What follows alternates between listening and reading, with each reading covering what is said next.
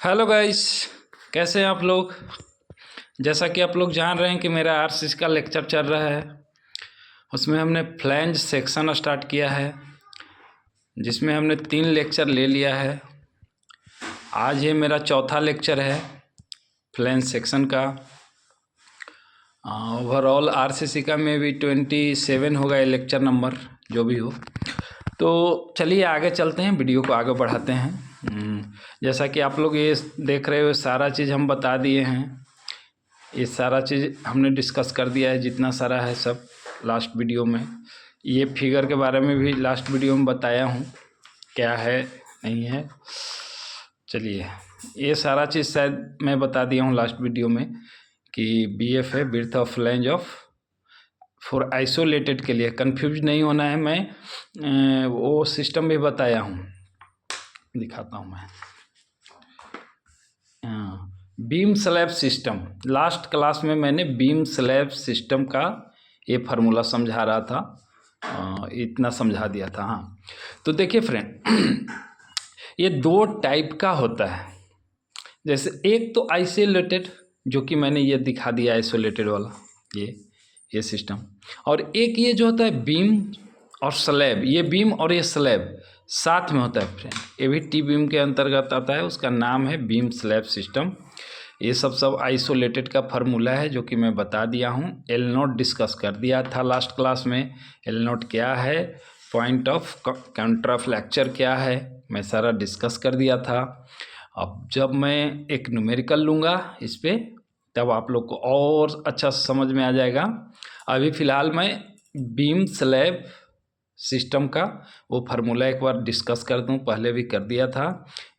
BF equal to होता है minimum of L0/6 plus BW wave, width of wave, plus 6 DF depth of flange, B1/2 BW plus B2/2। ये B1 B2 हम लोग decide करेंगे कौन बड़ा है कौन छोटा है, जब हम लोग डिजाइन करेंगे तो हम लोग ये डिसाइड करेंगे। क्योंकि यहाँ पे फ्रेंड, यहाँ पे ओनली जो है एक बी है, वेव है ओनली। तो यहाँ पे हम लोग का B1 B2 नहीं आया था। एक बी मान लिए कि दिया हुआ रहेगा, विड्थ ऑफ, मतलब विड्थ ऑफ ये दिया हुआ रहेगा, ये इसका बीम का। तो वहाँ पे B1 B2 का चक्कर नहीं। लेकिन उसमें फ्रेंड जब ये स्लैब बीम सिस्टम में जब चलेंगे तो वहाँ पे हमारा 2 बी आ जाएगा। तो उसमें हम लोग देखेंगे जब न्यूमेरिकल करेंगे। तो आइए आगे बढ़ते हैं। ये सब डिस्कस कर दिया हूँ लास्ट क्लास में। अब हमारा यहाँ पे डिस्कशन हो गया। ये बीम स्लैब सिस्टम के लिए फार्मूला याद रखें। अब हम आगे चलते हैं, इतना लास्ट क्लास में कर दिया। आगे में देखिए मैं क्या करके रखा हूँ, 2 फिगर बना के रखा हूँ फ्रेंड। लिख रखा हूँ क्या, एक लिख रखा हूँ for simply supported beam, for continuous beam. Okay, ये क्या है और क्यों लिख रखा हूँ। हाँ, आइए अब इस पर डिस्कस कर देते हैं हम। ये क्या है, इसका कहाँ यूज है, कैसे क्या है, सब करते हैं। जैसे जो एल नोट जो आप देख रहे हो ना, ये एल नोट यहाँ पे, तो एल नोट इक्वल टू क्या होता है फ्रेंड, एल इफेक्टिव। अब एल इफेक्टिव क्या है, मैंने बताया था लास्ट क्लास में कि पॉइंट ऑफ कॉन्ट्राफ्लेक्चर जो होता है, जहाँ पे जीरो बेंडिंग मोमेंट होता है, जहाँ पे हमारा बेंडिंग मोमेंट साइन चेंज करता है, तो हम लोग L effective A span to span लेंगे। जहाँ पे ए फॉर सिंपली सपोर्टेड के लिए क्या होता है, L naught equal to L effective. तो इसमें तो कोई लोचा नहीं। अगर कह दिया कि design the T beam for beam slab system, तो एल नोट अगर दे दिया है एल इफेक्टिव दे दिया है, तो डायरेक्टली एल नोट के जगह पे एल इफेक्टिव रख दें। बट फ्रेंड लोचा यहाँ पे हो जाएगा, अगर लिख दिया कि फॉर कंटिन्यूअस बीम के लिए डिजाइन कीजिए और सारा चीज़ें दे दिया, बी दे दिया, ये डेप्थ दे दिया, सारा दे दिया, तो हम लोग ना फ्रेंड जब कंटिन्यूअस बीम के लिए लेंगे ना, तो L naught equal to directly याद रखिएगा 0.7 टाइम ऑफ एल इफेक्टिव। ये हमारा मेन चीज़ है। ये दोनों चीज़ को एक बार आप लोग डायरेक्टली मेमोराइज कर लो कि फॉर सिंपली सपोर्टेड के लिए क्या है और फॉर कंटिन्यूअस बीम के लिए क्या है। तो मुझे लगता है फ्रेंड ये सारा जो है टी बीम का मैंने डिस्कस कर दिया, मोटा मोटी जो भी चाहिए था।